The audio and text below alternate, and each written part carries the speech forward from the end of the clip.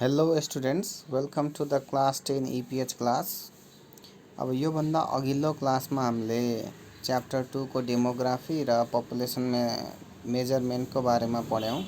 हामीले fertility rate कसरी major गर्ने, मोर्टालिटी रेट कसरी मेजर गर्ने, माइग्रेसन रेट र त्योसँग रिलेटेड अरू विभिन्न प्रकारको मेजर्सहरूको बारेमा पढ्यौँ।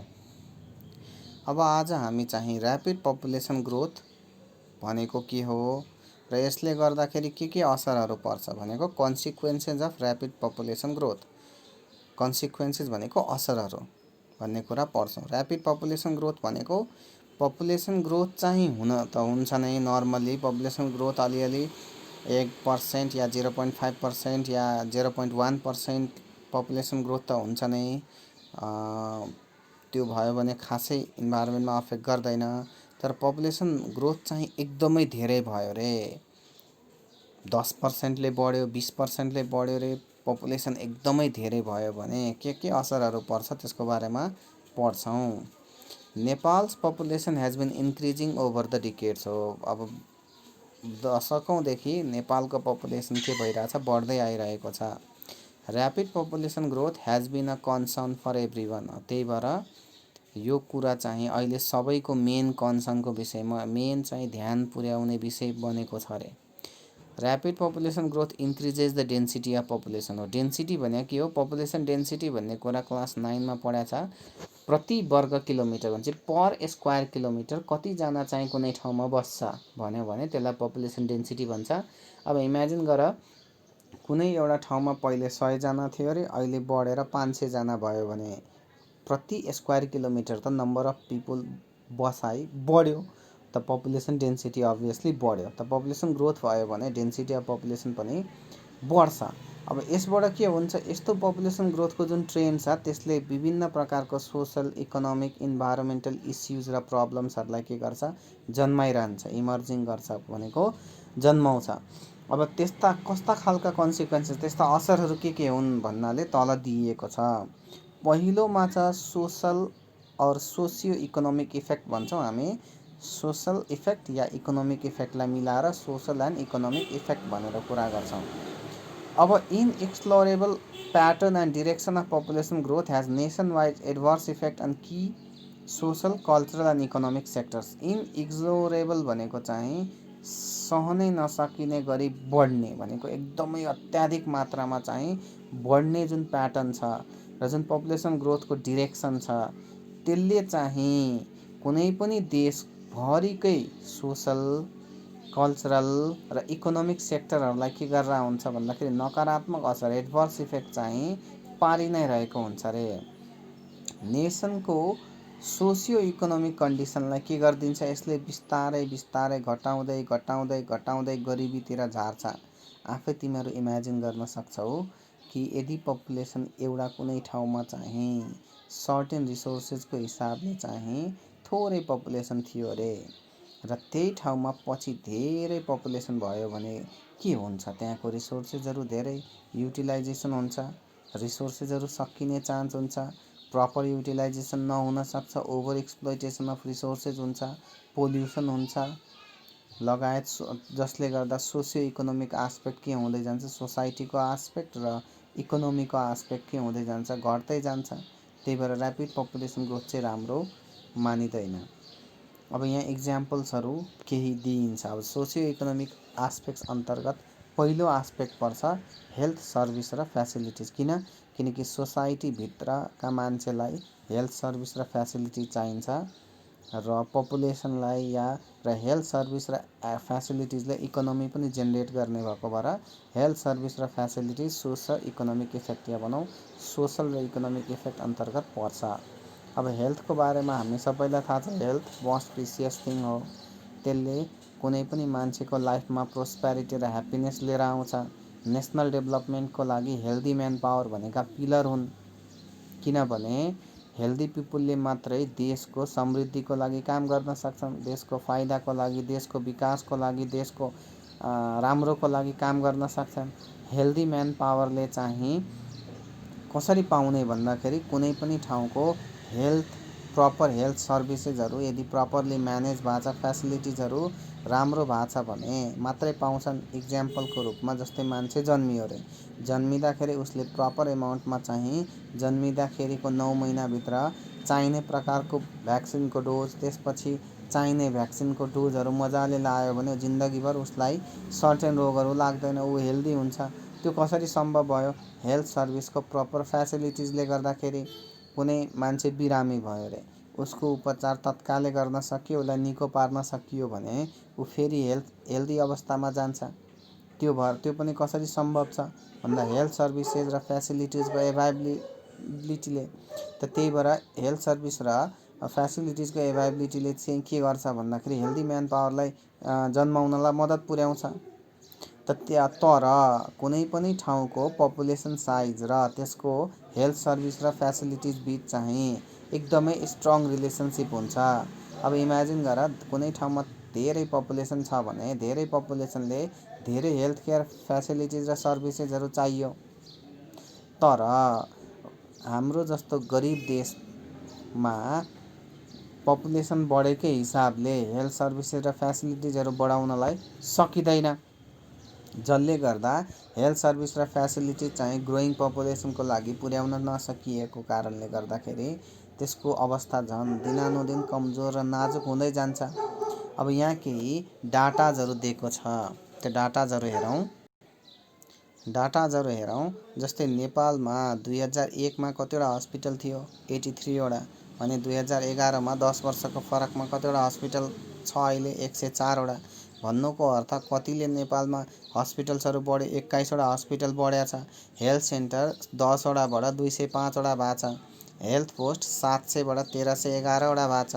सब हेल्थ पोस्ट 3176बाट 2511 भएको छ।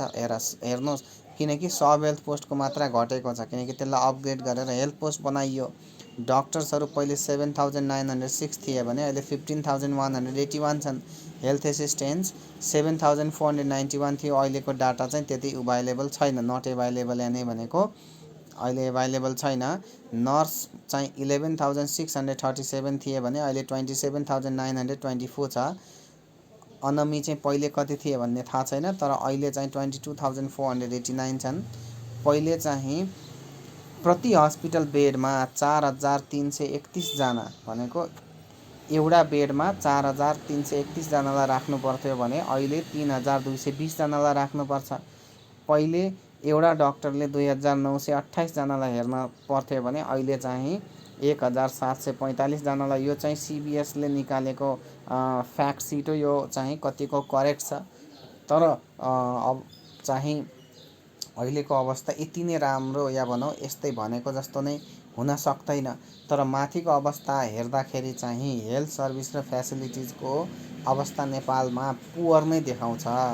किन भन्दाखेरि चाहिँ सेन्ट्रल लेभलमा अहिले पनि 104 वटा हस्पिटल मात्रै छ, तर पपुलेसन कति धेरै छ।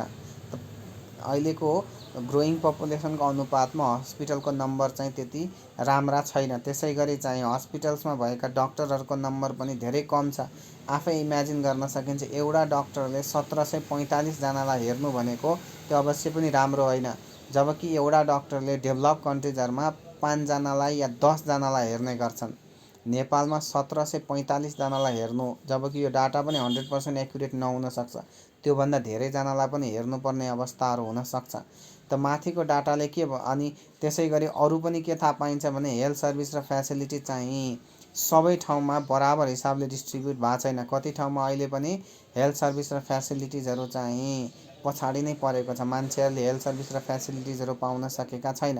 त्यही पनि हस्पिटल्स, हेल्थ पोस्ट, डक्टर र हेल्थ वर्कर्सहरूको नम्बर इन्क्रिज भए तापनि अहिले नेपालको पपुलेसन जुन हिसाबले बढिरहेछ त्यो हिसाबले यो नम्बर त बढिरहेको छैन। जसले गर्दा उनीहरूले जो पपुलेसन्सहरू छ उनीहरूले चाहिँ प्रपर हेल्थ सर्भिसेस र फेसिलिटिजहरू पाउने अवस्था के भयो भन्दाखेरि भएन।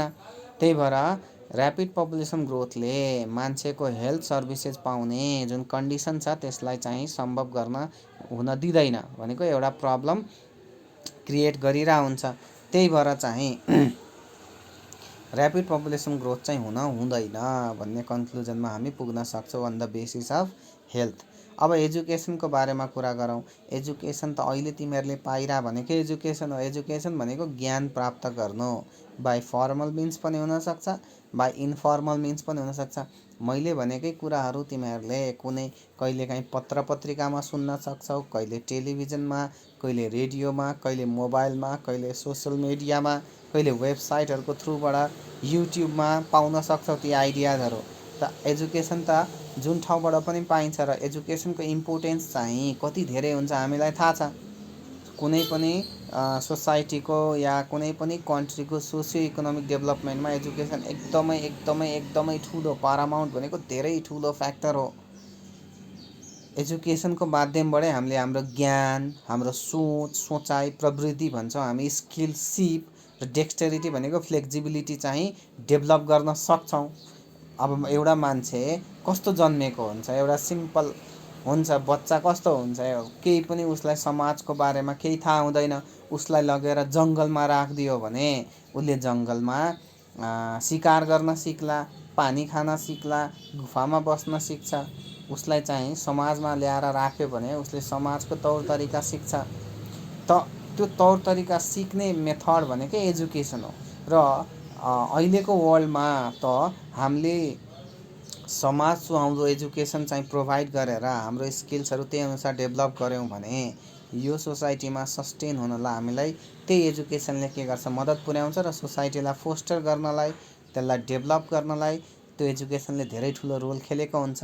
त्यही भएर हामी के भन्छौँ भने एजुकेसन चाहिँ मोस्ट इम्पोर्टेन्ट बेसिक निड्सको रूपमा रहेको छ। अब अहिले हामी भन्छौँ कोरोना महामारी भयो, हाम्रो एजुकेसन सिस्टम त के संसारको आर्थिक रूपमै सबै कुराहरू चौपट छ। हामीले स्कुलमा 1 वर्ष त वेस्ट गरे पनि केही फरक पर्दैन। यो जिन्दगी, लाइफ सबैभन्दा ठुलो कुरा हो होइन, लाइफ ठुलो कुरा हो, हेल्थ ठुलो कुरा हो। तर यदि हामीसँग चाहिँ मिन्स छ, रिसोर्सेस छ भने त्यसको युटिलाइज गरेर एजुकेसन पाउने कुरामा किन पछि पर्ने। यस्तै हो, बाहिरतिर यस्तो गाह्रो भइरहेछ भने जोसँग रिसोर्सेस एभाइलेबल छ त्यसले पनि अरूले त पाएन म किन एप्लाई गर्ने भनेर छोड्ने कुरा हुँदैन। हामीले बरु त्यो रिसोर्सेस पाएर हामीसँग एक्स्ट्रा भयो भने हामीले अरूलाई बाँड्न सक्नु पर्यो। या हामी आफूले पढेर ज्ञान बढाएर स्किल डेभलप गरेर त्यो ठाउँमा पुग्नु पर्यो कि हामीले त्यो नपाउनेहरूलाई चाहिँ मद्दत गर्न सक्ने अवस्था बनाउन सक्नु पर्यो। त्यो हो एजुकेसनको मेन रोल भनेको। तिमीहरूलाई पनि मेरो यही रिक्वेस्ट छ कि अहिलेको वर्तमान परिस्थिति गाह्रो भए पनि, अप्ठ्यारो भए पनि हामी सबै मिलेर अगाडि बढ्नुपर्छ। तिमीहरूले ज्ञान प्राप्त गर्ने कुराहरूमा, आफ्नो पढाइका कुराहरूमा कन्जुस्याइ गर्नु भएन। हामी पनि त्यही अनुसार मेहनतका साथ लागि पर्नुपर्छ, जसले गर्दाखेरि नर्मल हिसाबले नै यो अवस्था जतिसुकै विकराल भए पनि यसलाई नर्मल अवस्थामा फिर्ता ल्याउने कोसिस गरियो भने अब एउटा समाजमा, राज्यमा एउटा दायित्व चाहिँ के हुन्छ भन्दाखेरि चाहिँ हामीले निर्वाह गर्यो भने अरू ठाउँमा हलुका हुन्छ र समाज चाहिँ विकसित हुँदै जान्छ, सिभिलाइज हुँदै जान्छ, राम्रो हुँदै जान्छ। अनि त्यही भएर तिमीहरूले पढाइलाई यो कोरोनाले गर्दाखेरि पढाइ खत्तम भयो भन्ने हिसाबले भन्दा पनि कसरी सकिन्छ मैले म्याक्सिमम हिसाबले फाइदा उठाउने कोसिस गर्नुपर्छ भनेर लाग्नु पर्यो।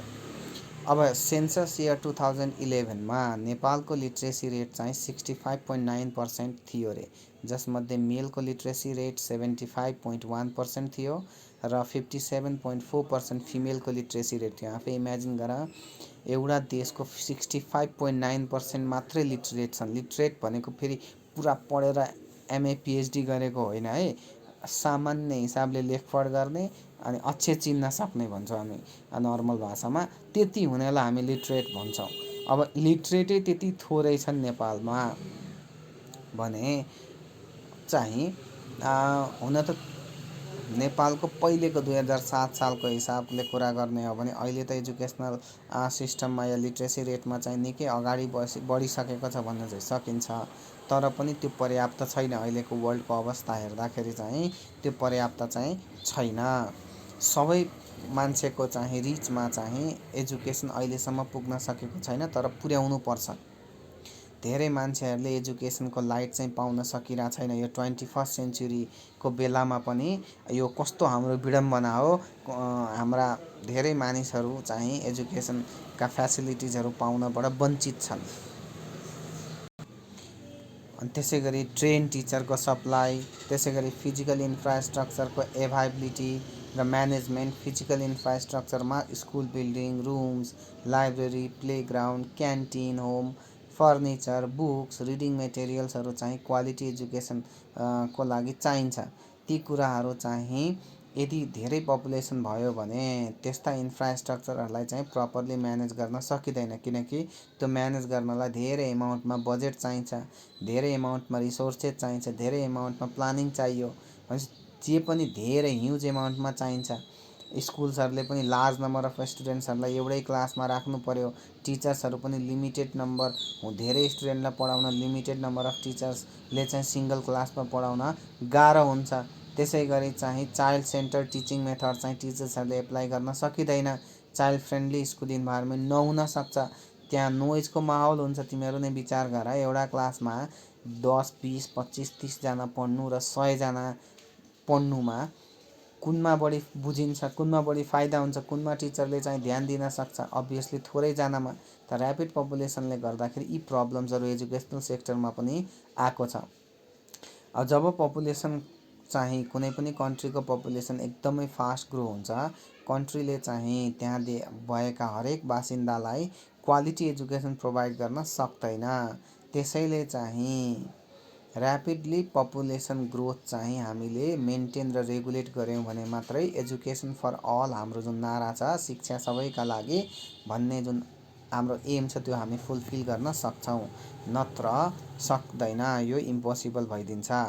अब नेक्स्ट कुरा हामीले हेल्थ फेसिलिटिजको कुरा गऱ्यौँ, दोस्रोमा एजुकेसनको कुरा गऱ्यौँ, तेस्रो छ रिलिजियस र कल्चरल हेरिटेजको बारेमा कुरा गरौँ। नेपाल पहिलेदेखि नै हेट्रोजिनियस कन्ट्री हो।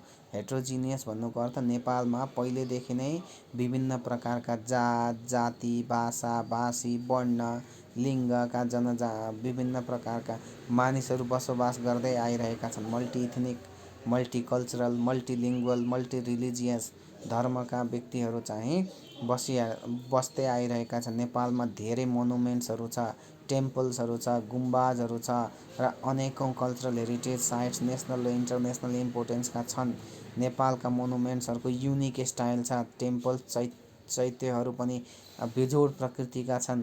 केही नेपालमै इक्जाम्पल्सहरूमा कृष्ण मन्दिर पाटन, स्वयम्भूनाथ टेम्पल, काठमाडौँ दरबार स्क्वायर, भक्तपुर दरबार स्क्वायर आदि पर्दछन्। त्यसै गरी नेपालमा लघु फल्क सङ्ग्सहरू, डान्सहरू, फल्क टेल्सहरू टन्नै छ। नेपालमा विभिन्न प्रकारका रिलिजियस फेस्टिभल्सहरू मनाइन्छ, जसमा नेपाली कल्चरहरू देखिन्छ स्पष्ट ढङ्गले र सबै नेप्लिजहरू खुसीका साथ मनाउँछन्। नेपालमा विभिन्न प्रकारका ल्याङ्ग्वेजेसहरू छन्, विभिन्न प्रकारका ड्रेस कस्टम्सहरू छन्, जसको आफ्नै कल्चरल र ट्रेडिसनल इम्पोर्टेन्स छ। यहाँ पिक्चरमा तिमीहरूले देख्न सक्छौ पाटन दरबार स्क्वायरमा चाहिँ कृष्ण मन्दिर पाटन कति राम्रो छ। यो नेपालमा मात्र होइन, विश्व प्रख्यात मन्दिर हो, या भनौँ यो दरबारै विश्व प्रख्यात छ।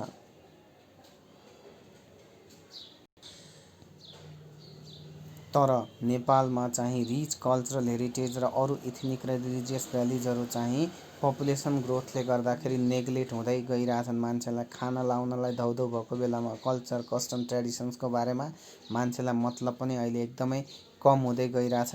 विभिन्न नेसनल र इन्टरनेसनल हेरिटेज साइटहरूमा अहिले विभिन्न मान्छेहरूले त्यहाँ छेउछाउमा घर बनाएर त्यसको सुन्दरतालाई बिगार्ने कामहरू भइरहेका छन्। त्यसै गरी चाहिँ नेप्लिज रिच कल्चर र कल्चरल हेरिटेजहरू को चाहिँ बिस्तारै चाहिँ के भइरहेछ भन्दाखेरि घट्दै गइरहेछ। अब आफै इमेजिन गर, अब विभिन्न पपुलेसन बढेकोले गर्दाखेरि रिलिजियस टेम्पल्सहरूका मूर्तिहरू चोरी हुने घटनामा एकदमै इन्क्रिज भइरहेको छ। पहिले हामी सुन्थ्यौँ सुनधारामा सुनको धारा थियो अरे, तर यही ऱ्यापिड पपुलेसन ग्रोथ भएकै कारणले गर्दाखेरि त्यो सुनधाराको सुनहरू चोरेर लाने कार्यक्रमहरू भयो। विभिन्न मन्दिरहरूबाट बहुमूल्य रत्नहरू, विभिन्न मूर्तिहरू चाहिँ चोरी भयो। अनि त्यसै गरी चाहिँ विभिन्न मान्छेहरूले बस्ने नाममा जुन काठमाडौँमै भनौँ न विभिन्न पहिले कति धेरै ताल तलैया, तालभन्दा पनि पोखरीहरू काठमाडौँमा धेरै थिए। कति पोखरीहरूमा अहिले मान्छेले घर सर बनाएर बसेका छन्, जसले गर्दा रिलिजियस कल्चरल हेरिटेजेसहरू चाहिँ विलुप्त हुने अवस्थामा आइसकेको छ। त यसले गर्दाखेरि के भइरहेछ, यो सबैको कारण भनेको ऱ्यापिडली ग्रोइङ पपुलेसन नै हो। त्यही भएर यसलाई म्यानेज गर्न हामीले चाहिँ एकदमै चाँडैभन्दा चाँडै ठोस कदम चाल्नुपर्छ, जसले गर्दा नेपालको रिच कल्चरल हेरिटेजलाई चाहिँ बचाउन सकियोस्। त्यस कार्यक्रममा हामी अगाडि बढ्यौँ भने मात्रै यसले हामीलाई, हाम्रो देशलाई, नेसनलाई चाहिँ सुरक्षित राख्न, डेभलप बनाउनलाई मद्दत पुर्याउँछ। अब तेस्रो पछि चौथो नम्बरमा चाहिँ हाम्रो फुड स्टफ। इमेजिन गर, अब एउटा घरमा 5 जना छ, 5 जनालाई पर्याप्त रूपमा पुगिरहेछ। त्यही घरमा 20 जना बस्ने हो भने अब त्यसमा खानालाई धौधौ पर्ने अवस्था हुनसक्छ। त यहाँ पनि हामी त्यही इमेजिन गर्न सक्छौँ कि ह्युमन पपुलेसनको फुड भनेको बेसिक निड हो, जसले गर्दा जसको अभावमा कुनै पनि लिभिङ अर्गानिजम बाँच्नै सक्दैन। नेपाल चाहिँ एग्रिकल्चरल कन्ट्री हो, हामी सबैलाई थाहा छ। 60% पिपुल चाहिँ एग्रिकल्चरमा इन्गेज भए तापनि नेपालमा फुड स्कार्सिटी, हङ्गर, मालन्युट्रिसनका प्रब्लम्सहरू अहिले पनि छ। NTHSको रिपोर्ट अनुसार 2011मा आएको रिपोर्ट अनुसार 5 वर्ष मुनिका बच्चाहरूमा 41% खाना र नपाइकन स्टन्टेड भनेको एकदमै रोगी अवस्थामा बाँच्नलाई बाध्य छन्। 11% वेस्टेड छन्, उनीहरूको जिउमा खाएको नलाग्ने अवस्था छ। 29% अन्डर वेट छन्, भनेको उनीहरू नर्मल जुन वेट बच्चाहरूको हुनुपर्ने हो त्योभन्दा धेरै कम उनीहरूको वेट छ। त्यसै गरी 15 देखि 49 वर्षसम्मका 35% वुमनहरू एनेमिक छन्, भनेको उनीहरूमा न्युट्रिसनको कमी छ, जसले गर्दा रेड ब्लड सेलको नम्बरमा कमी छ। 29% चाहिँ माइल्डली एनेमिक, 29%मा पनि माइल्डली थोरै मात्रामा भए पनि एनिमिया देखिएको छ। 6%मा एकदमै थोरै भए पनि एनिमिया देखिएको छ र 1% भन्दा कम चाहिँ एकदमै एनिमिक छन्। त भन्नुको अर्थ चाहिँ WHO अनुसार पर नेप्लिज इन्डिभिजुअललाई चाहिँ 2256 क्यालोरी चाहिन्छ खानालाई, तर कति पाउन बाध्य छन् भन्दाखेरि 1815 क्यालोरिज मात्रै पाउन बाध्य छन्। त यसबाट के थाहा पाउन सकिन्छ भने मान्छेलाई बाँच्नलाई जति खानेकुरा चाहिरहेछ त्यति चाहिँ हामीले प्रोभाइड गर्न सकिरहेका छैनौँ या हामी पाउन सकिरहेका छैनौँ। र पपुलेसन पनि दिनानुदिन बढिरहेछ, ल्यान्ड लिमिटेड हुन्छ, त्यही भएर फुड प्रोडक्सन पनि के हुन्छ चाहिँ कमी हुन्छ, लिमिटेड हुन्छ। अब बर्निङ पपुलेसनको लागि या भनौँ ग्रोइङ पपुलेसनको लागि यी खानेकुराहरू अपर्याप्त हुन्छ, पर्याप्त हुँदैन। र अहिले त झन् पपुलेसन धेरै युज भएर कल्टिभेटेड ल्यान्डहरूलाई पनि सेटलमेन्टको रूपमा युज गरिरहेछ, अर्बनाइजेसन भइरहेछ, त्यहाँ इन्डस्ट्रियलाइजेसन भइरहेछ, डिफोरेस्टेसन, ल्यान्डस्लाइड, फ्लड। कल्टिभेबल ल्यान्डले गर्दाखेरि फुड प्रोडक्सन के गरिरहेछ, घटिरहेछ। कल्टिभेबल ल्यान्डको कमीले गर्दाखेरि फुड प्रोडक्सन जहिले एकदमै चाहिँ फुड कमी भइरहेछ मान्छेहरूलाई। त्यसै गरी चाहिँ हामीले पाउने खानेकुराहरू एकदमै महँगो हुन्छ, तर क्वालिटी भनेको एकदमै कम हुन्छ। र हामी अहिले विदेशबाट ल्याउने इम्पोर्टेड फुड भनेको बाहिरबाट मगाएको फुडहरूमा डिपेन्डेन्ट हुनु पर्यो। हामीले नै अर्बौँ खर्बौँको चाहिँ विभिन्न खाद्य वस्तुहरू विभिन्न देशहरूबाट मगाउनु पर्ने बाध्यता छ। हामीले अब चामलदेखि लिएर, फलफुलदेखि लिएर, तरकारीदेखि लिएर, अन्डा, माछा मासु, माछा, हरेक खालका कुराहरू विदेशमै निर्भर हुनुपर्ने अवस्था आइसकेको छ। यसको पनि एउटा कारण भनेको ऱ्यापिड पपुलेसन ग्रोथ नै हो। त्यसै गरी पपुलेसन चाहिँ ग्रोइङ डे बाई डे छ, यसलाई चाहिँ हामीले कन्ट्रोल गर्नुपर्छ, जसले गर्दा सबै लिभिङ अर्गानिजमहरूले या भनौँ ह्युमन पपुलेसनहरूले खाना चाहिँ पर्याप्त मात्रामा पाऊँ भन्नलाई पपुलेसनलाई कन्ट्रोल गर्नै पर्छ। अब पाँचौँ कुरा हेरौँ, हाउजिङ छ। हाउजिङ पनि लिभिङ बिङ्सको लागि या भनौँ ह्युमन्सको लागि पनि बेसिक निड नै हो। मान्छे घर भयो भने मात्रै त्यहाँ सुरक्षित महसुस गर्छ। घरले नै उसलाई तातो, बर्खा, चिसो, जङ्गली जनावरहरूबाट बचाउँछ र जुन पनि ठाउँ पायो त्यही ठाउँमा बस्ने भन्दा पनि एउटा राम्रो ठाउँमा चाहिँ बस्यो भने क्वालिटी लाइफ मेन्टेन गरिन्छ। तर पपुलेसन ग्रोथले गर्दाखेरि जुन प्रेसर भइरहेछ त्यसले हाउजिङमा पनि प्रब्लम्सहरू आइरहेको छ। जस्तै 2011को सेन्सस अनुसार नेपालका चाहिँ 85.26% मान्छेहरू आफ्नै घरमा बस्छन् भने 12.81% चाहिँ भाडामा बस्छन्। त्यसै गरी उनीहरू 0.63 घरहरू चाहिँ इन्स्टिट्युसनले भाडामा लिएका छन् भने 1.30% चाहिँ कुनै अर्कै व्यवस्था गरेर बसेका छन्। अर्बन एरियाजमा चाहिँ 40.22% चाहिँ भाडामा बस्छन्। या भनौँ काठमाडौँ डिस्ट्रिक्टमा चाहिँ हाइएस्ट पर्सेन्टेज जस्तै 58.65% मान्छेहरू चाहिँ भाडामै बस्छन्। अब अर्बन एरियामा चाहिँ हाउजिङको प्रब्लम हामी सबैलाई थाहा भएको छ। अनप्लान अर्बनाइजेसनमा चाहिँ मान्छेहरू चाहिँ अनहाइजेनिकली अनप्लान सेटलमेन्टमा बस्नलाई बाध्य छन्। अहिले पनि कति कोठा भाडा पाउनलाई एकदमै गाह्रो छ। अहिले पनि कोठा भाडामा बस्न जाँदाखेरि धेरै पैसा तिर्न पर्ने बाध्यता छ। मान्छेहरू विभिन्न दुःख गरेर चाहिँ अनप्लान्ड हिसाबले चाहिँ बस्नलाई बाध्य छन्।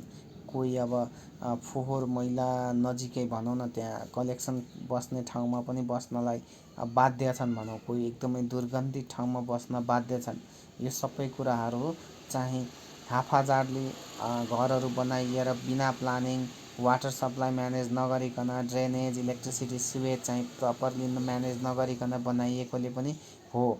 त्यसै गरी ड्रेन र सिवेजको चाहिँ अनप्लान्ड म्यानेजमेन्ट छ जसले चाहिँ हाम्रा पवित्र रिभरहरूलाई पोल्युटेड बनाइदिएको छ। जस्तै काठमाडौँकै बागमती विष्णुमती लगायतका विभिन्न नदीहरू चाहिँ पोल्युटेड हुँदै गइरहेछन्। अर्बन एरियामा चाहिँ रेन्टेड हाउसमा लामो समयसम्म बस्छन् र रेन्ट धेरै एक्सपेन्सिभ पनि हुन्छ र उनीहरूले चाहिँ सानो ठाउँमा चाहिँ बस्नलाई बाध्य हुनुपर्छ किनकि उनीहरूको इन्कम नै लिमिटेड छ। यो अनि इन्भाइरोमेन्टल कन्डिसन पनि यस कारणले गर्दाखेरि ओभर क्राउडिङले गर्दाखेरि पोल्युटेड पनि भइरहेछ। यो सबै म्यानेज गर्नलाई हामीले के गर्नुपर्छ भन्दाखेरि चाहिँ पपुलेसन ग्रोथलाई कन्ट्रोल गर्नै पर्छ। हाउजिङलाई अनहेल्दी र अनहाइजेनिक हुनबाट बचाउनलाई हामीले पपुलेसन ग्रोथलाई कन्ट्रोल गर्नै पर्छ। अब नेक्स्ट कुरा गरौँ क्लोथिङको। क्लोथिङ पनि बेसिक निड हो। क्लोथिङले हाम्रो बडीलाई कभर गर्न रेन हिट विन्ड क्लोथबाट प्रोटेक्ट गरेर कोल्डबाट प्रोटेक्ट गर्न मद्दत गराउँछ। हामी सिजन अनुसार लुगा लगाउँछौँ। हामी काम गर्ने ठाउँ अनुसार लुगा लगाउँछौँ। हामी विभिन्न चाहिँ चाडपर्वमा विभिन्न प्रकारका लुगा लगाउँछौँ र हामी आफ्ना जात जाति भाषा भेष अनुसारका प्रकारका लुगाहरू लगाउँछौँ। हामी जाडोमा न्यानो लुगा लगाउँछौँ भने गर्मीमा पातलो लुगा लगाउँछौँ र चाहिँ बर्खा मौसममा स्पेसल प्रकारका रेनकोट युक्त लुगाहरू लगाउँछौँ।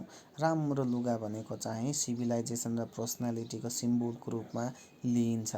तर पपुलेसन ग्रोथ धेरै भयो भने क्लोथिङमा पनि नकारात्मक असर पार्छ। ऱ्यापिडली पपुलेसन ग्रोथले चाहिँ क्लोथको क्वालिटी र क्वान्टिटीलाई चाहिँ एकदमै नकारात्मक असर पारेको छ। नेपालमा त्यति धेरै टेक्सटाइल इन्डस्ट्रिजहरू छैन जसले नेपालको ग्रोइङ पपुलेसनको डिमान्डलाई मिट गर्न सकोस्। जसले गर्दा हामीले विदेशबाट क्लोथहरू मगाउनु पर्छ र विदेशबाट क्लोथहरू मगाउँदाखेरि उनीहरू महँगो पर्छ र नेपालले इम्पोर्ट गर्दाखेरि आफ्नो देशको धेरै पैसा चाहिँ लुज गर्ने अवस्था आउँछ। त्यसै गरी चाहिँ क्लोथको डिमान्डले पपुलेसन इन्क्रिमेन्टलाई पनि बढाउँछ। त्यसै गरी हाई डिमान्ड अफ क्लोथले चाहिँ price hike day by day चाहिँ महँगो हुने कुराहरूलाई चाहिँ यसले बढाउने गर्छ। त्यही भएर पपुलेसन ग्रोथलाई कन्ट्रोल गर्नुपर्छ। अब क्लोथिङ पछि कुरा गरौँ सेक्युरिटी एन्ड इन्टरटेनमेन्टको। सेक्युरिटी त अहिलेको सबैभन्दा मोस्ट इम्पोर्टेन्ट निड नै भइसक्यो र कुनै पनि देशको हरेक व्यक्तिको चाहिँ मोस्ट इसेन्सियल कन्सर्नको रूपमा चाहिँ अगाडि भयो। कुनै पनि व्यक्तिले चाहिँ सेक्युरिटी बिना पिस र सेक्युरिटी बिना चाहिँ प्रस्पर गर्न सक्दैन। पिस र सेक्युरिटीले मान्छेलाई ह्याप्पी र सेफ बनाउँछ। कुनै बाहिरी खतराबाट बचाउँछ यसले। यदि सेक्युरिटी भएन भने धनी मानिसहरू पनि ह्याप्पी र सेफ हुन सक्दैनन्। तर पपुलेसन ग्रोथ चाहिँ धेरै भयो भने इन्भर्स रिलेसनसिप हुन्छ रे सेक्युरिटीसँग। किनकि पपुलेसन ग्रोथ रेट भयो भने मान्छेहरूले इम्प्लोइमेन्ट अपर्च्युनिटी पाउन गाह्रो हुन्छ। इम्प्लोइमेन्ट अपर्च्युनिटी गाह्रो भयो भने family needs basic needs fulfil गर्न सक्दैन, जसले गर्दा उनीहरूले चाहिँ अरू वेजहरू एप्लाई गर्नुपर्छ, जस्तै कि cheating, theft, crime, violence, robbery, ransom, murder, terrorism गर्नुपर्छ, जसले गर्दा सोसल इन्भाइरोमेन्टलाई यसले डिस्टर्ब गर्छ र सेक्युरिटी प्रब्लम्सहरू ल्याउँछ। त्यही भएर पपुलेसन ग्रोथले चाहिँ सेक्युरिटीलाई पनि अफेक्ट गर्छ। अब त्यसै गरी इन्टरटेनमेन्टको बारेमा पनि कुरा गरौँ। इन्टरटेनमेन्ट पनि मान्छेलाई नभई नहुने कुरा हो। यदि चाहिँ मान्छेले लामो समय परिश्रम गरिसकेपछि केही बेर रेस्ट चाहन्छ र साथसाथै उसलाई चाहिँ कुनै कुनै बेला चाहिँ रिल्याक्सेसन चाहिन्छ। यो रिल्याक्सेसन प्रोभाइड गर्ने काम एकछिन हाँस्ने, एकछिन रमाइलो हेर्ने, फिक्सनमा जाने, इमेजिनेसनमा जाने, रमाउने कुराहरू चाहिँ इन्टरटेनमेन्टले गर्छ। यो चाहिँ मान्छेलाई फिजिकली मेन्टली हेल्दी र एक्टिभ हुनलाई पनि यसले के गरेर हुन्छ, मद्दत पुर्याउँछ। र यस्ता कुराहरू चाहिँ पाउनलाई इन्टरटेनमेन्ट बेसिक निड्स नै भइसकेको छ, जस्तै कि ग्रिन सिनेरीमा गएर रमाउने हो कि स्नोई पिक्स हेर्ने हो कि पार्क्स जाने, लेक हेर्ने, वाटरफलमा जाने, जूमा जाने, कल्चरल हेरिटेजमा घुम्ने, रिलिजियस साइट्समा घुम्ने, पिकनिक जाने, पार्टी गर्ने, कसैले ट्रिट दियो भने त्यसमा सामेल हुने, फेयरवेल प्रोग्राममा भाग लिने, वेलकम प्रोग्राममा भाग लिने, सिनेमा हलमा गएर फिल्म हेर्ने आदि चाहिँ इन्टरटेनमेन्टका माध्यमहरू हुन्। अहिले त झन् मोबाइलमा युट्युब हेर्ने, सोसल मिडिया हेर्ने पनि इन्टरटेनमेन्टका माध्यमहरू भइसकेका छन्। तर पपुलेसन ग्रोथ चाहिँ एकदम ऱ्यापिड भयो भने यस्ता फेसिलिटिजहरू सबैलाई प्रोभाइड गर्न सकिँदैन। त्यही भएर पपुलेसन ग्रोथ रेटको या भनौँ हाई पपुलेसन ग्रोथको चाहिँ सेक्युरिटी र इन्टरटेनमेन्ट फेसिलिटिजहरूमा पनि के हुन्छ भन्दाखेरि चाहिँ नेगेटिभ इम्प्याक्ट हुन्छ। अब हामीले पपुलेसन ग्रोथको सोसियो इकोनोमिक इफेक्ट या भनौँ सोसल इकोनोमिक इफेक्टको बारेमा अहिले पढ्यौँ। के पढ्यौँ? फर्स्टमा ल सम्झिने कोसिस गरौँ। हेल्थ र हेल्थ फेसिलिटिजको बारेमा पढ्यौँ। सेकेन्डमा चाहिँ एजुकेसनको बारेमा पढ्यौँ, त्यसमा पपुलेसन ग्रोथको असर। थर्डमा चाहिँ हामीले के पढ्यौँ भन्दाखेरि रिलिजियस एन्ड कल्चरल हेरिटेज या कल्चरमा अफेक्ट हुने कुराहरू पढ्यौँ। चौथोमा हामीले फुड स्टफको बारेमा कुरा गऱ्यौँ। त्यसपछि हामीले क्लोदिङको बारेमा कुरा गऱ्यौँ। त्यसपछि हामीले सेल्टर बसाइमा हुने प्रब्लमहरूको कुरा गऱ्यौँ र हामीले पछि गएर सेक्युरिटी र इन्टरटेनमेन्टको कुराहरू पनि गऱ्यौँ। यी कुराहरू चाहिँ पपुलेसन ग्रोथको नकारात्मक असर केमा भन्दाखेरि चाहिँ सोसियो इकोनोमिक इफेक्टको अन्तर्गत पर्यो। अब हामी पपुलेसन ग्रोथको चाहिँ इन्भाइरोमेन्टल इफेक्टको बारेमा कुरा गर्छौँ।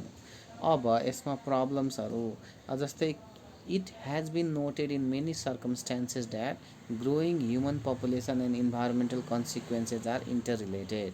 The population growth has generated different environmental problems such as solid waste, water pollution, air pollution, and different forms of natural disasters in Nepal. Similarly, climate change is also affecting the growth and development of the nation. Some of the environmental effects created by rapid population growth are discussed here.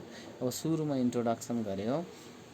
अब विभिन्न सर्कमस्टान्सेसहरूबाट हामीले थाहा पाइसकेका छौँ कि हाम्रो देशमा rapid population ग्रोथले विभिन्न प्रकारका समस्याहरू, इन्भाइरोमेन्टल समस्याहरू चाहिँ निम्ति आएको छ। जस्तै पपुलेसन ग्रोथले इन्भाइरोमेन्टल प्रब्लमहरू कस्तो भन्दा सोलिड वेस्ट म्यानेजमेन्टका प्रब्लमहरू, त्यसै गरी चाहिँ water pollution, air pollution, different forms of natural डिजास्टर्सहरूलाई जन्मायो। त्यसै गरी हाई पपुलेसन ग्रोथले गर्दाखेरि हुने इन्भाइरोमेन्टल डिग्रेडेसनले गर्दा क्लाइमेट चेन्ज भएको छ। क्लाइमेट चेन्जले चाहिँ नेसनको ग्रोथ एन्ड डेभलपमेन्टमा चाहिँ एकदमै नकारात्मक असर पारिरहेछ। अब त्यही असरहरूलाई हामी अलिकति डिटेलमा पढौँ। Destruction of forest and vegetation. अब फरेस्ट हामीलाई नचाहिँ नहुने रिसोर्सेस हो। फरेस्टले हामीलाई विभिन्न प्रकारका इसेन्सियल थिङ्सहरू, एकदमै महत्त्वपूर्ण कुराहरू जस्तै कि फोरेज भनेको फोडर है, खानेकुराहरू, त्यसै गरी मेडिसिनल प्लान्ट्सहरू, एनिमल्सहरू, त्यसै गरी भेजिटेसन्सहरू, मेडिसिनको लागि चाहिने कुराहरू, अनि इसेन्सियल ओइल्सहरू, गम्सहरू, व्याक्सहरू, रेजिन्सहरू, त्यसै गरी नन टिम्बर कमोडिटिजहरू चाहिँ हामी फरेस्टबाट नै प्राप्त गर्छौँ। त्यही भएर नेपाललाई चाहिँ नेपालको फरेस्टलाई सम्पत्ति मानिएको हो र एउटा भनाइ पनि छ, हरियो वन नेपालको धन भनेर। त्यसै गरी यति फाइदाहरू फरेस्टबाट भए तापनि यदि ओभर पपुलेसन भयो भने फरेस्टहरूको ओभर एक्सप्लोइटेसन हुन्छ र स्पिडी डिफोरेस्टेसन भनेको रुखहरू काट्ने रेट चाहिँ एकदम फास्ट हुन्छ र यसले गर्दा फरेस्ट एरियाजहरू के भइरहेछ नेपालमा दिनदिनै डिस्ट्रोय हुँदै गइरहेको छ। नेपालमा अहिले नेपालको टोटल ल्यान्ड एरियाको 29% मात्रै के छ फरेस्ट छ र भएका फरेस्टहरू पनि ह्युमन इन्क्रोचमेन्टले गर्दाखेरि ग्रेट डेन्जरमा छ र मान्छेहरूले चाहिँ फरेस्टलाई कल्टिभेसनको लागि, ग्रेजिङको लागि, फ्युलको लागि, वुडको लागि, लम्बरिङको लागि के गरिरहेछन् भन्दाखेरि चाहिँ काटिरहेछन् र यसलाई चाहिँ डिफोरेस्टेसनलाई चाहिँ बढाइरहेछन्। त्यसै गरी चाहिँ फरेस्टको युटिलाइजेसन नै मान्छेको निड्स फुलफिल गर्ने सबैभन्दा सजिलो मेथड भएको छ।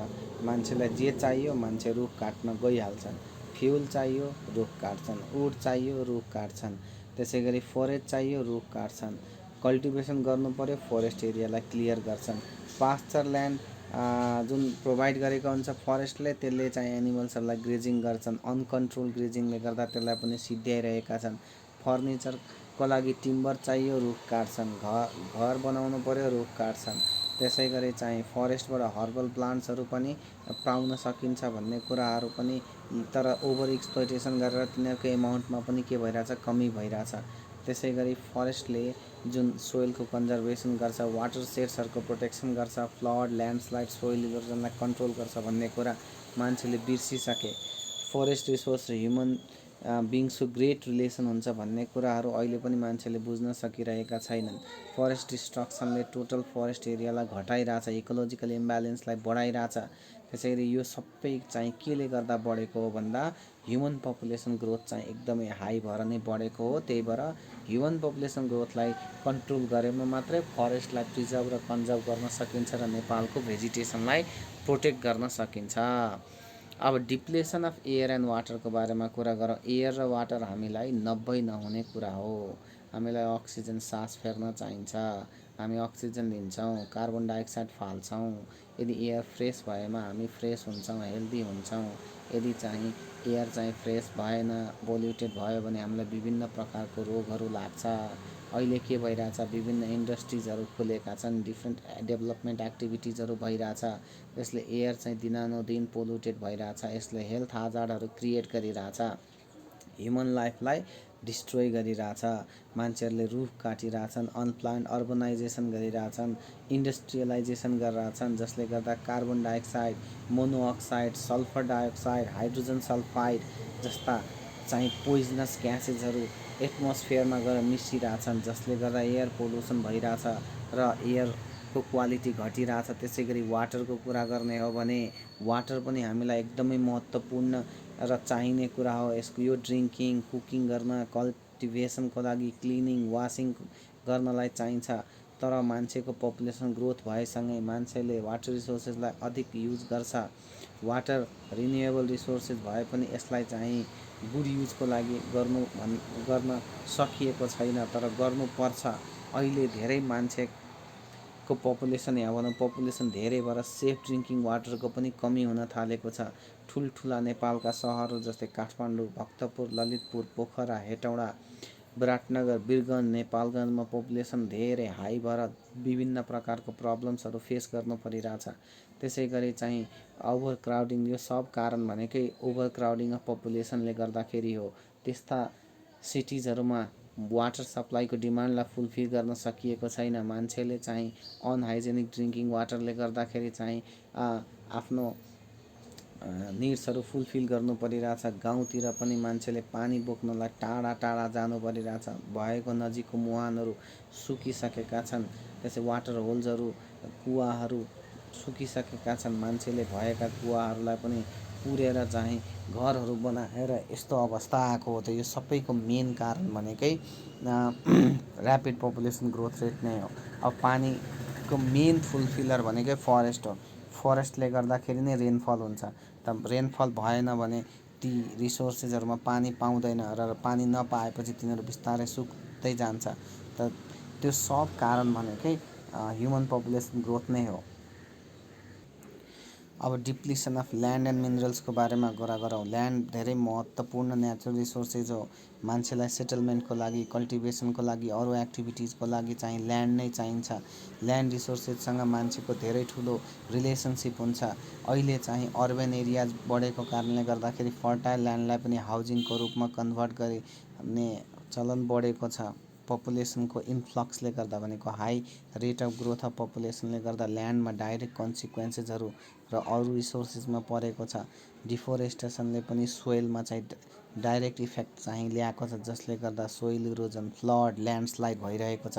फर्टाइल टप सोइललाई फ्लडले बगाउँदै गइरहेको छ, जसले गर्दा ल्यान्डको फर्टाइल क्वालिटी पनि घट्दै गइरहेको छ। ल्यान्डको फर्टाइल क्वालिटी घट्दै गइरहेको भएर एग्रिकल्चर प्रोडक्सन पनि बिस्तारै घटिरहेछ र देशैभरि चाहिँ फुडको चाहिँ स्कार्सिटी भइरहेछ। त्यसै गरी ऱ्यापिड पपुलेसन ग्रोथले चाहिँ ल्यान्डमा धेरै प्रकारका एडभर्स इफेक्टहरू ल्याइरहेछ। पहिलो अघि नै हामीले पढिसक्यौँ फुड सप्लाईसँग रिलेटेड। अनि पछि ह्युमन सेटलमेन्ट र ब्यालेन्स अफ इन्भाइरोमेन्टमा पनि एकदमै प्रब्लम ल्याइरहेछ। त्यसै गरी ल्यान्ड मात्रै होइन, मिनरल्सहरू पनि हाम्रो लागि बहुतै बहुमूल्य र महत्त्वपूर्ण हुन्छन्। Gold, iron, copper, bronze, silver के मिनरल्सका इक्जाम्पल्सहरू हुन्। विभिन्न प्रकारका मिनरल्सहरू इन्डस्ट्रिजमा युज गरिन्छन्। यस्ता मिनरल्सहरूले चाहिँ इकोनोमिक स्ट्याटस अफ कन्ट्रीलाई बुस्ट गर्नलाई धेरै मेहनत गरिरहेको हुन्छ। त्यस्तो मिनरल्सहरूलाई चाहिँ मोडर्न सिभिलाइजेसनमा विभिन्न प्रकारको रूपमा युज गरिन्छ। त्यही भएर ह्युमन निड्स र मिनरल्स बिच धेरै ठुलो लिङ्क पाइन्छ, क्लोज लिङ्क भन्ने पाइन्छ। तर पपुलेसन धेरै भयो भने मिनरल रिसोर्सेस चाहिँ धेरै युज हुन्छ। मिनरल रिसोर्सेसहरू नन रिन्युएबल हुन्, एकचोटि सकिएपछि उनीहरू फेरि आउँदैनन्। त्यही भएर चाहिँ पिपुलले त्यस्ता रिसोर्सेसहरूलाई चाहिँ प्रपरली युटिलाइज गर्नुपर्छ। यस्तो प्रब्लमलाई चाहिँ घटाउनलाई पहिला हामीले ऱ्यापिडली पपुलेसन ग्रोथलाई नै कन्ट्रोल गर्नु बेस हुन्छ। अब नेक्स्ट छ depletion of aquatic lifes and animals हो। एनिमल्स ल्यान्डमा बस्नलाई टेरेस्ट्रियल भन्छ भने पानीमा बस्नलाई एक्वाटिक भन्छ। अरू एनिमल्सहरू बोथ र ल्यान्ड र एनिमल वाटर दुवैमा बस्नलाई चाहिँ एम्फिबियन भन्छ। तिनीहरू सबै मिलेर चाहिँ इन्भाइरोमेन्टमा बस्छन् जहाँ उनीहरूले एयर, वाटर, फुडहरू पाइरहेको हुन्छन्, सबै मिलेर बसिरहेको हुन्छन्। तर ऱ्यापिड पपुलेसन ग्रोथले गर्दाखेरि हुने डिफोरेस्टेसन, हाउजिङको डेभलपमेन्ट, कल्टिभेटेड ल्यान्डको डिस्ट्रक्सनले गर्दाखेरि चाहिँ त्यस्ता एनिमल्सहरू जुन फरेस्ट र वाटरमा बस्छन् उनीहरूको नेचुरल हेबिटेटमा असर पुगेको हुन्छ। त्यसै गरी चाहिँ रियर एनिमल्सहरू र एक्वाटिक लाइफको नम्बरमा रिडक्सन र एक्सटिङ्सन नै पनि ल्याइदिन्छ। विभिन्न प्रकारका जनावरहरूलाई, चराचुरुङ्गीहरूलाई, उनीहरूको माछा जस्ता जीवहरूलाई चाहिँ उनीहरूको मासु, छाला, हड्डी, त्यसै गरी चाहिँ भुत्लाहरूको लागि या भनौँ फरहरूको लागि चाहिँ र अरू बडी पार्ट्सहरूको लागि चाहिँ तिनीहरूलाई मारिन्छ, जसले गर्दा उनीहरूको नम्बरमा पनि एकदमै कमी आएको। रिभर, रिभुलेट, पोन्ड्सहरू पोल्युटेड भइरहेछ सिवेज र केमिकल पोल्युटेन्ट्सले, जसले गर्दा त्यस्ता पानीमा बस्ने जीवहरूको जिन्दगी नै सङ्कटमा परेको छ। उनीहरूले रिप्रोडक्टिभ क्यापासिटी गुमाइरहेका छन्, बच्चाहरू भने जति पाइरहेका छैनन्, बच्चाहरू पाए पनि मरिरहेका छन्, जसले गर्दा उनीहरू नै सङ्कट, उनीहरूको जिन्दगी या भनौँ उनीहरूको स्पेसिस नै सङ्कटमा आएको छ र एक्सटिङ्सन हुने डर बढिरहेको छ। त्यस्ता एनिमल्स र भेजिटेसन्सहरूको डिस्ट्रक्सनले गर्दाखेरि चाहिँ के भइरहेछ, नेचुरल इन्भाइरोमेन्ट डिस्ट्रोय भइरहेको छ। त्यही भएर सबैले नेचुरल ब्यालेन्स मेन्टेन गर्नलाई काम गर्नुपर्छ। पपुलेसन ग्रोथलाई कन्ट्रोल गरे मात्रै यो सबै पोजिटिभतिर अगाडि बढ्छ, नत्र झन् डिग्रेडेसन बढ्न जाने खतरा छ। त्यसै गरी फ्लड, ल्यान्डस्लाइड र सोइल, योभन्दा अगाडि पनि हामीले पढिसक्यौँ। ह्युमन रिसोर्सेस भनौँ ह्युमन पपुलेसन ग्रोथ धेरै भयो भने डिफोरेस्टेसन जस्ता ह्युमन सेटलमेन्ट्स, त्यसै गरी चाहिँ कटिङ अफ फरेस्टहरू, विभिन्न प्रकारका ओभर एक्सप्लोइटेसन अफ रिसोर्सेसहरू हुन्छ, जसले गर्दा विभिन्न नेचुरल प्रब्लम्सहरू जस्तै कि फ्लड, ल्यान्डस्लाइड, सोइल इरोजनहरू ल्याउँछ। त्यही भएर ह्युमन पपुलेसनलाई चाहिँ कन्ट्रोल सकेसम्म गर्यो भने मात्रै यी नेचुरल डिजास्टर्सहरूबाट बच्न सकिन्छ। अनि अर्को छ क्लाइमेट चेन्ज। क्लाइमेट चेन्ज भनेको के हो भन्दाखेरि चाहिँ यो पनि इन्भाइरोमेन्टल इफेक्ट नै हो। जस्तै पहिले क्लाइमेट भनेको लङ टर्म भिजनअनुसार कहिले पानी पर्छ, कहिले सुक्खा हुन्छ, कहिले बाढी आउँछ, या भनौँ कहिले कुन बेला गर्मी, कुन बेला जाडो हुने कुराहरू चाहिँ फिक्स थियो। तर अहिले चाहिँ ती क्लाइमेटहरू चाहिँ चेन्ज भइरहेछ। अब इन्भाइरोमेन्टमा जम्मा हुने पोल्युटेन्ट्सहरूले वाटर पोल्युसन, ल्यान्ड पोल्युसन, डिफोरेस्टेसनले गर्दाखेरि, डिग्रेडेसन अफ नेचरल रिसोर्सेसले गर्दाखेरि, ओभर एक्सप्लोइटेसनले गर्दाखेरि, डिस्ट्रक्सनले गर्दाखेरि चाहिँ क्लाइमेटमा पनि एकदमै चेन्ज आइरहेछ। क्लाइमेटमा चेन्ज आएपछि त्यसले गर्दा नेपालमा मात्रै होइन संसारैभरि क्लाइमेट चेन्जको सिरियस इम्प्याक्ट भोग्नलाई हामी बाध्य भइरहेछौँ, जसले agriculture, water resources, forest and biodiversity, human हेल्थलाई के गरिरहेछ, असर पारिरहेछ। क्लाइमेटमा आउने चेन्जले चाहिँ हाम्रो कन्सिस्टेन्स वार्मिङ भइरहेछ र वर्ल्डकै चाहिँ टेम्परेचर चाहिँ 0.04 देखि 0.06 डिग्री सेल्सियसले प्रत्येक वर्ष बढ्दै गइरहेको छ। यो चाहिँ एमओई 2010 को डाटा हो। तर यो वार्मिङ चाहिँ कन्ट्रीको हरेकतिर युनिफर्म हिसाबले नै बढिरहेछ भन्ने छैन। जस्तै कि तराई रिजन वा सिमालिक रिजनको कम्पेरिजनमा हाई अल्टिच्युड रिजनमा वार्मिङ धेरै बढिरहेछ। अब यसबाट घाटा के हुन्छ भन्दा क्लाइमेट चेन्जले गर्दाखेरि वार्मिङ बढ्यो भने पग्लिन्छ त्यहाँको मान्छे, हिउँहरू पग्लिएपछि त्यो पानी चाहिँ तल खस्दाखेरि बाढी आउने र ठाउँै पुरै बगाएर लाने डर हुन्छ, ल्यान्डस्लाइड हुने डर हुन्छ, हिट वेभ्स, कोल्ड वेभ्सहरू आउने डर हुन्छ। त्यही भएर यस्ता क्लाइमेट चेन्ज नहुन दिन, यसको नकारात्मक इम्प्याक्टहरू नहुनलाई ऱ्यापिड पपुलेसन ग्रोथलाई कन्ट्रोल गर्नुपर्छ र क्लाइमेट चेन्ज पनि ऱ्यापिड पपुलेसन ग्रोथको एउटा इन्डाइरेक्ट कन्सिक्वेन्सेस नै हो।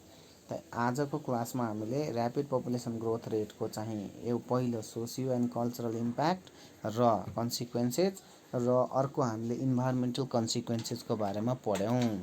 र अब तिमीहरूले चाहिँ एक्सर्साइज गर्नुपर्छ। ल अब एक्सर्साइजको कुरा गरौँ। एक्सर्साइजमा चाहिँ तिमीहरूले यो very short answer questions A नम्बरको 13 नम्बर गर who are called child dependent, 14 गर write two socio economic effect of rapid population growth, 15 गर write any two environmental effects created by population growth. यो चाहिँ 3टा क्वेसन्स भेरी सर्ट एन्सर क्वेसन्समा गर। अनि त्यसै गरी चाहिँ तिमीहरूले चाहिँ बी नम्बर सर्ट एन्सर क्वेसन्सको 5 नम्बरमा हेर, how does population growth affect on health service and facility, justify it with data भनेको छ। यो पनि तिमीहरूले गर्नु। अनि त्यसै गरी 6 number what types of problem are observed on housing due to population growth, त्यो गर। 7 नम्बर पनि गर, it is difficult to manage security and entertainment in proportion to growing population, justify it. कसरी सेक्युरिटी र इन्टरटेनमेन्ट ग्रोइङ पपुलेसनको प्रोपोर्सनमा चाहिँ manage गर्न सकिँदैन, त्यो पनि गर्नु। यो सर्ट एन्सर क्वेसन्समा यति गरे पुग्छ। अनि सी लङ एन्सर क्वेसन्समा चाहिँ how does growing population bring the problems of soil erosion, landslide and flood भनेको छ। यो चाहिँ पहिलो। अनि दोस्रो enlist the environmental effect cause due to rapidly population growth and explain any two of them in brief भनेको छ। यो सीको चाहिँ 1 र 2 तिमीहरूले गर्नु भनेको आज हामीले पढेको कुरा अन्तर्गत यो पर्छ।